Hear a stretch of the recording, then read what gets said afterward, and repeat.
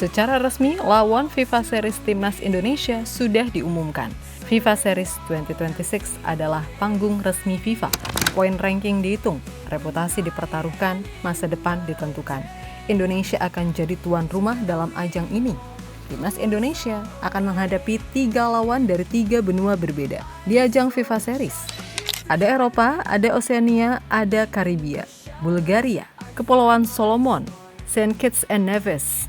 Di atas kertas, kekuatan mereka berbeda, gaya main mereka berbeda, dan justru disitulah keuntungan besar Indonesia dimulai. Karena di ajang ini memang bukan hanya soal skor, tapi soal poin FIFA dan soal mental bertanding. Lantas seperti apa peta kekuatan para lawan timnas di FIFA Series? Dan apa saja keuntungan yang akan diraih oleh timnas Indonesia? Mari kita ulas selengkapnya.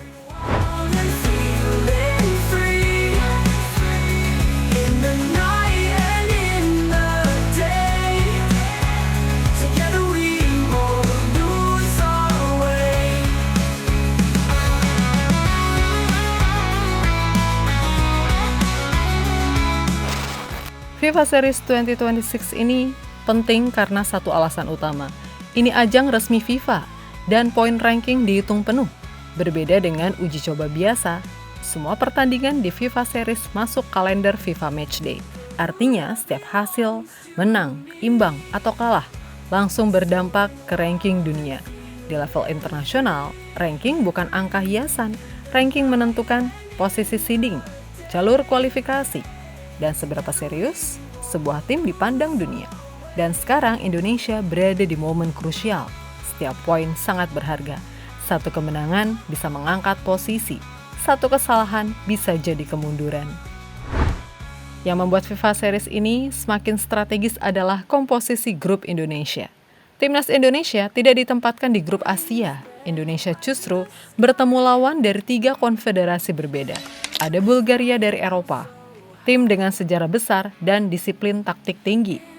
Ada Kepulauan Solomon dari Oseania yang mengandalkan kecepatan dan fisik. Dan ada Saint Kitts and Nevis dari Karibia dengan gaya duel keras dan pemain diaspora. Ini seperti mini simulasi level dunia. Indonesia akan diuji bagaimana menghadapi tempo Eropa, bagaimana mengontrol tim fisik, dan bagaimana menjaga fokus melawan lawan yang di atas kertas lebih lemah. Itulah kenapa FIFA Series ini bukan sekedar ajang pemanasan. Ini adalah laboratorium besar untuk melihat apakah timnas Indonesia sudah siap bersaing.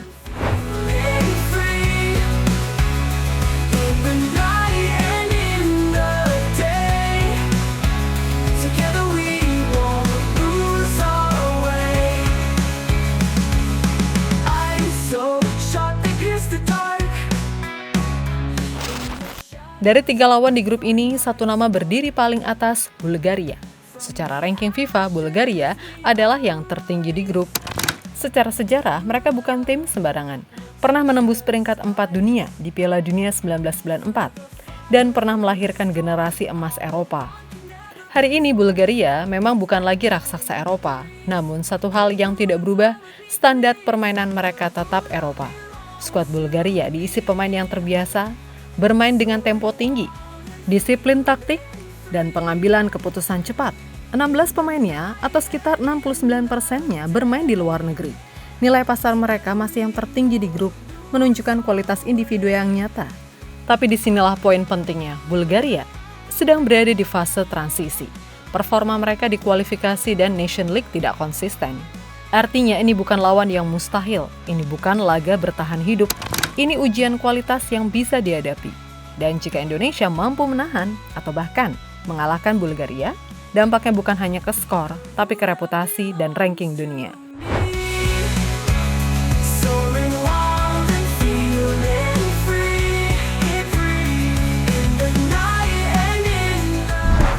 Berikutnya, Kepulauan Solomon. Di atas kertas inilah lawan dengan gap kualitas paling jelas. Ranking FIFA mereka jauh di bawah Indonesia. Nilai pasar skuadnya pun terpantau sangat lebar. Kepulauan Solomon adalah tim khas Oseania. Mereka mengandalkan kecepatan, fisik, dan fighting spirit. Namun mereka sering kesulitan ketika harus menjaga organisasi bertahan, mengontrol tempo, dan menghadapi tekanan stadion besar. Di laga seperti ini, pesan harus jelas. Ini bukan lagi eksperimen, ini laga wajib aman. Karena di sistem poin FIFA, kalah dari lawan seperti ini bukan hanya memalukan, tapi merugikan secara matematis.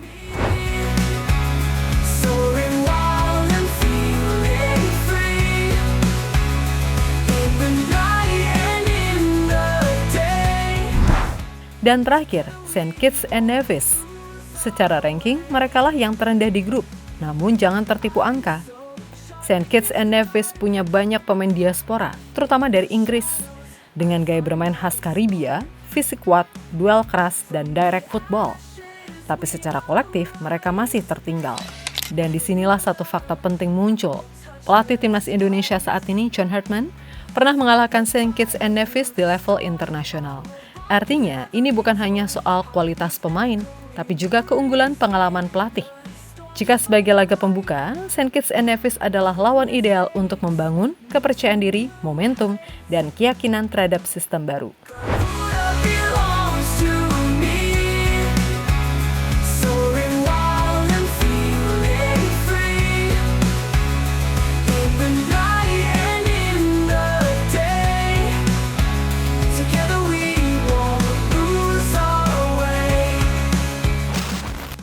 Sekarang kita bicara soal hal yang paling penting, bukan hanya siapa lawannya, tapi seberapa besar keuntungan yang dimiliki timnas Indonesia di FIFA Series ini. Keuntungan pertama adalah poin FIFA yang realistis dan efektif. FIFA Series masuk kalender resmi FIFA Matchday. Artinya, setiap pertandingan dihitung penuh dengan importance level 10. Menggunakan sistem perhitungan FIFA, hasil timnas Indonesia di FIFA Series ini punya dampak langsung ke ranking dunia. Mari kita bicara angka. Saat menghadapi Bulgaria, yang peringkatnya lebih tinggi dari Indonesia, situasinya seperti ini. Menang, Indonesia dapat sekitar plus 6 poin FIFA. Imbang, Indonesia tetap naik sekitar plus 1 poin. Kalah, Indonesia hanya kehilangan sekitar minus 3 sampai minus 4 poin. Artinya apa? Lawan kuat seperti Bulgaria itu bonus. Menang besar dampaknya, imbang tetap untung. Kalaupun kerugiannya masih bisa ditoleransi. Sekarang bandingkan dengan laga melawan lawan di bawah ranking. Saat menghadapi Kepulauan Solomon atau St. Kitts and Nevis, menang, Indonesia mendapatkan plus 4 poin FIFA. Imbang, Indonesia justru kehilangan sekitar minus 1 poin. Kalah, Indonesia bisa kehilangan minus 6 poin atau lebih. Di sini pesan strategisnya jelas. Lawan yang di bawah ranking itu wajib aman, karena satu kesalahan, satu laga ceroboh bisa menghapus hasil positif dari pertandingan lainnya.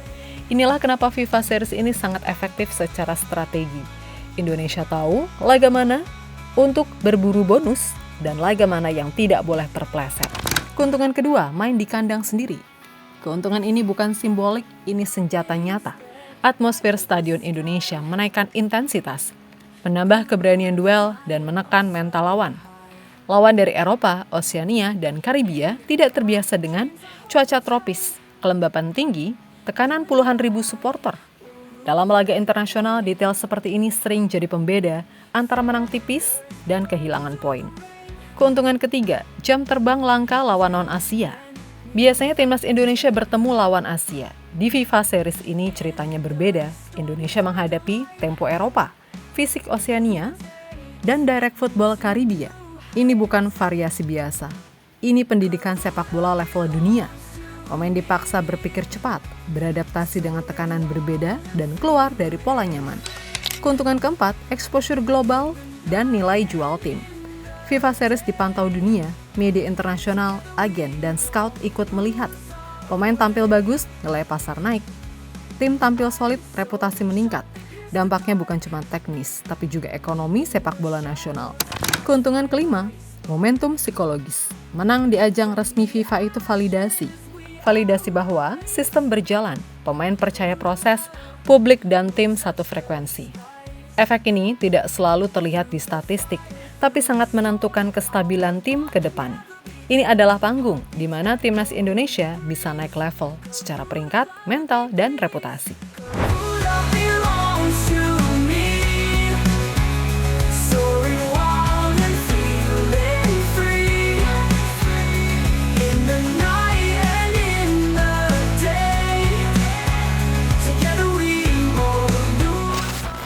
Bagi PSSI ini adalah ujian serius untuk arah baru timnas Indonesia.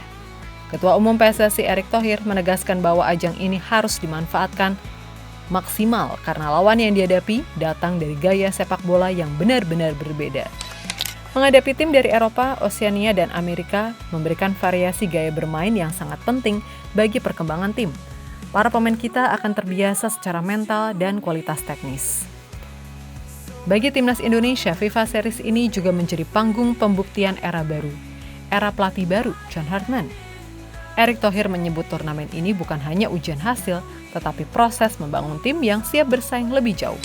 Ini adalah ujian, sekaligus peluang untuk membangun tim yang tangguh dan siap bersaing di level dunia. Artinya jelas, FIFA Series bukan soal pencitraan, ini soal arah, mental, dan standar baru timnas Indonesia.